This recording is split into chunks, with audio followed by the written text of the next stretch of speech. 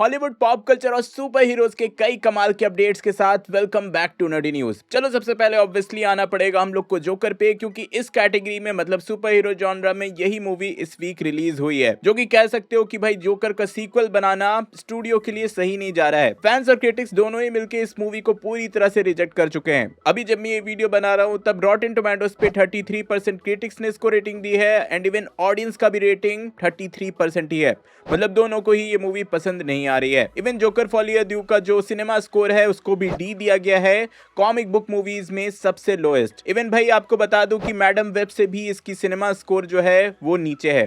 मतलब माना कि मूवी खराब थी, मूवी उतनी अच्छी नहीं थी, लेकिन मैं नहीं मानता कि ये मैडम वेब से ज्यादा खराब थी।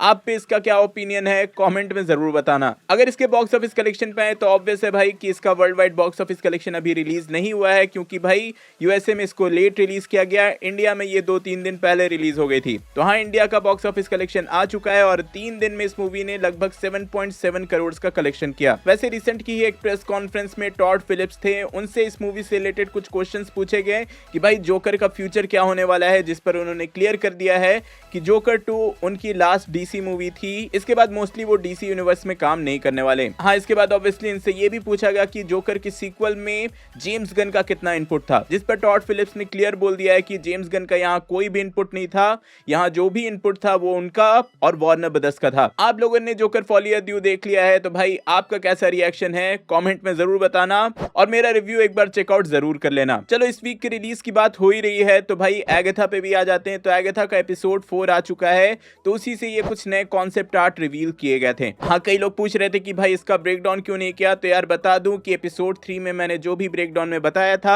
एग्जैक्टली एपिसोड 4 में वही हुआ और कुछ भी नया एलिमेंट वहां ऐड नहीं किया गया। तो मैंने सोचा बिना मतलब का ब्रेकडाउन करने का कोई पॉइंट है नहीं, इसलिए मैं सजेस्ट करूंगा कि आप एपिसोड 3 वाला जो ब्रेकडाउन है एक बार फिर से देख लेना, आपको एपिसोड 4 अपने आप समझ में आ जाएगा। इवन ये भी समझ में आ जाएगा कि आगे क्या होने वाला है। देन एगाथा के बाद सुपर हीरो जॉनरा में अपना पेंगुइन का एपिसोड 3 भी रिलीज किया गया, वो भी काफी सही जा रहा है। मैं बोलूंगा कि अभी जितने भी सुपर हीरो से रिलेटेड प्रोडक्ट्स आ रहे हैं उसमें पेंगुइन सबसे बढ़िया जा रहा है। आई एम श्योर आप लोग सब देख ही रहे होंगे। चलो अब आगे आ जाते हैं हम सबके फेवरेट सेक्शन, कुछ छोटे मगर मेजर अपडेट्स, जहां स्टार्ट ही होता है एक मेजर रूमर के साथ, जहां सीक्रेट वॉर से ये रूमर्स आए हैं कि इसमें द थिंग और हल्क का एक एविल वर्जन आपस में भिड़ने वाले हैं। मतलब सीक्रेट वॉर्स में हम दोनों को इनका एक बैटल मिलने वाला है। देन यहीं पर एक इंटरेस्टिंग अपडेट आई, सुनकर बड़ा अजीब लगेगा कि भाई मार्वल और डीसी दोनों ने ही मिलकर सुपर हीरो जो वर्ड है उसका ट्रेडमार्क ले लिया था। मतलब मार्वल और डीसी को छोड़कर कोई भी दूसरा सुपर हीरो वर्ड का यूज ही नहीं कर सकता था। तो हाँ, इस वर्ड का ट्रेडमार्क अब खत्म हो चुका है, अब कोई भी सुपर हीरो वर्ड का यूज कर सकता है। आपको एक इंटरेस्टिंग फैक्ट बता दूं कि इससे पहले मार्वल वालों ने ज़ॉम्बी वर्ड का भी ट्रेडमार्क ले लिया था और लगभग 20 साल तक ये ट्रेडमार्क उनके पास था, जिसके चलते ज़ॉम्बी मूवीज बनती भी थी तो ज़ॉम्बीज वर्ड का कोई यूज ही नहीं कर पाता था, और अगर करता भी था तो भाई मार्वल वालों को पैसे देने पड़ते थे। देन आपको पता ही होगा कि पीकी ब्लाइंडर्स की मूवी आने वाली है नेटफ्लिक्स पर, मैंने कई बार बताया है, तो उसी से किलियन मर्फी का ये एक फर्स्ट लुक निकल कर आया। देन इसके बाद एक मेजर अपडेट है डीसी स्टूडियोज की तरफ से, जहां एक नया एनिमेटेड प्रोजेक्ट अनाउंस किया गया है जिसमें रॉबिन की ओरिजिन स्टोरी दिखाई जाएगी। यहां हम डिक ग्रेसन और जेसन टॉड को साथ में देखने वाले हैं। बैटमैन के डायरेक्टर मैट रीव्स और जेम्स गन दोनों मिलकर ही इसको प्रोड्यूस करने वाले हैं। और हाँ, ये भी कंफर्म कर दिया गया है जो एल्सवर्ल्ड में बैटमैन का यूनिवर्स है, मतलब मैट रीव्स की जो बैटमैन की मूवी है उस यूनिवर्स में तो ये स्टोरी नहीं होने वाली है। देन यहीं पर एमसीयू से एक छोटा सा कास्टिंग अपडेट है, जहां एक्टर लोगन किम को अमेडस चो के कैरेक्टर में कास्ट कर लिया गया है। आपको अगर सिंपल में बता दूं तो अमेडस चो का जो कैरेक्टर है वो भी एक हल्का वर्जन ही है। यहीं पर आते हैं कुछ ट्रेलर्स की डिटेल, जैसे कि डेयरडेविल बॉर्न अगेन का जो ट्रेलर है मोस्टली एक्सपेक्ट किया जा रहा है कि इसी साल दिसंबर तक रिलीज कर दिया जाएगा। और इसी के साथ डेविड कॉरेंसेट ने भी कंफर्म कर दिया है कि भाई सुपरमैन का जो प्रमोशन है वो भी दिसंबर से स्टार्ट हो जाएगा,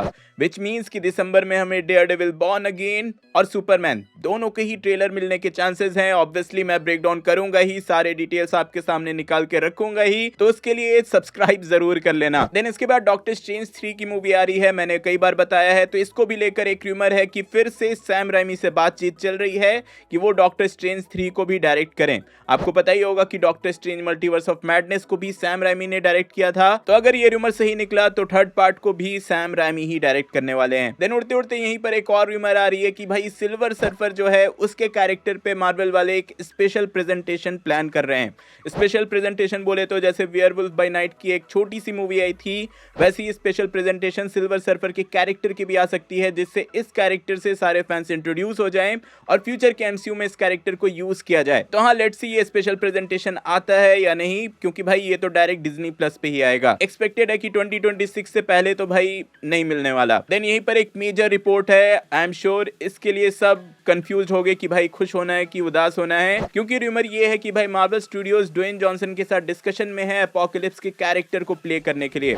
एपोकलिप्स को आपने एक्समैन की मूवीज में देखा ही होगा, तो हाँ वो कैरेक्टर अगर बातचीत बन गई तो भाई ड्वेन जॉनसन ही प्ले करने वाले हैं, मतलब अपने रॉक प्ले करने वाले हैं। और कई फैंस जो हैं इस न्यूज को लेकर कंफ्यूज्ड हैं, क्योंकि पिछली बार जब ब्लैक एडम आई थी तो उस टाइम ड्वेन जॉनसन ने कई सारे प्रॉमिसेस किए थे, कह सकते हो मूवी को बहुत ज्यादा ओवर हाइप कर दिया था। तो उसका क्या रिजल्ट हुआ हम सबको पता है। फिर भी आप लोग बताना कि एपोकलिप्स के कैरेक्टर में आप ड्वेन जॉनसन को देखना चाहोगे या नहीं। तो हाँ, ये थे छोटे मगर मेजर अपडेट्स। अब आगे आ जाते हैं स्पाइडरमैन से रिलेटेड कई सारे कमाल के अपडेट्स पे, जहां सबसे पहले तो एंड्रू गारफील्ड से रिसेंटली पूछा गया कि क्या वो कभी स्पाइडरमैन के कैरेक्टर में रिटर्न करेंगे। भाई मतलब जब भी ये दिख जाते हैं लोग यही उनसे पूछते हैं, जिस पर ऑब्वियस सा रिस्पॉन्स दिया एंड्रू गारफील्ड ने कि भाई वो इस कैरेक्टर को बहुत ही ज्यादा पसंद करते हैं, स्पाइडरमैन के कैरेक्टर को प्यार करते हैं, और कोई अच्छा प्रोजेक्ट रहा, कोई अच्छी स्टोरी रही तो बिल्कुल वो स्पाइडरमैन के कैरेक्टर में रिटर्न करेंगे। मैं बोल रहा हूँ सीक्रेट वॉर्स में आ रहा है ये। इसके बाद स्पाइडरमैन की एक और प्रोजेक्ट अमेज़न प्राइम पे आने वाली है। सबको पता है कि स्पाइडरमैन नोयर आ रही है, जिसमें निकोलस केज ये कैरेक्टर प्ले करने वाले हैं। तो हाँ, इसकी फिल्मिंग स्टार्ट हो चुकी है। इवन सेट से निकोलस केज का ये फर्स्ट लुक निकल कर बाहर आया। लेकिन देखो ये सब जो है वो छोटी खबर है। सबसे बड़ी खबर जो आई है कि भाई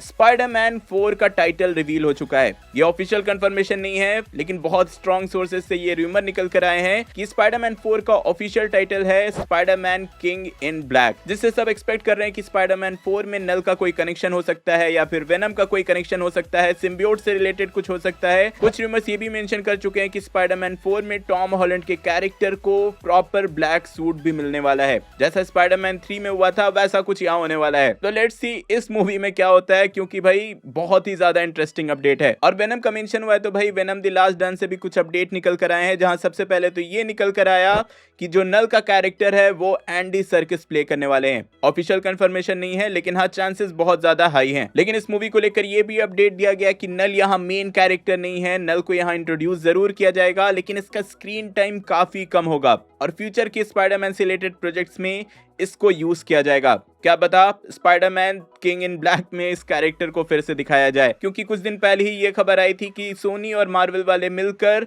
स्पाइडरमैन के कैरेक्टर से रिलेटेड कुछ नई डील साइन कर रहे हैं। तो लेट्स सी क्या होता है। वैसे हाँ, वेनम की भी जोरों शोरों से प्रमोशन चल रही है, इसके ये कुछ नए ऑफिशियल पोस्टर्स रिलीज किए गए। और हाँ बता दूं, ऐसी ही कई कमाल के पोस्टर्स आपको मेरे वेबसाइट rapstar.com पर मिल जाएंगे। ऑलरेडी कई लोगों ने ले लिया है, ऑफर भी बिंदास चल रहा है, तो जाओ अभी एक बार शॉपिंग कर लेना, एटलीस्ट चेकआउट तो जरूर करो कि पोस्टर्स कैसे कैसे हैं। और पोस्टर्स की बात हो ही रही है, तो इस वीक रिलीज हुए कुछ और नए पोस्टर्स एंड ट्रेलर्स पे आए, जहां सबसे पहले तो स्माइल 2 का ये एक ऑफिशियल पोस्टर रिलीज किया गया, साथ ही एक फर्स्ट क्लिप भी। देन रॉबी विलियम्स की एक बायोपिक आ रही है बेटर मैन करके, जो कि यूनिक लगा मुझे काफी ट्रेलर, तो मैंने सोचा आप लोग को बता दूं, एक बार जरूर चेक करना। एक बार और बोल दूं, मूवी का नाम बेटर मैन है और कुछ तो इंटरेस्टिंग हो रहा है यहाँ पर। एंड इसी के साथ जो हॉरर मूवी नॉस्फेरातु आ रही है, उसका भी नया ऑफिशियल ट्रेलर रिलीज कर दिया गया।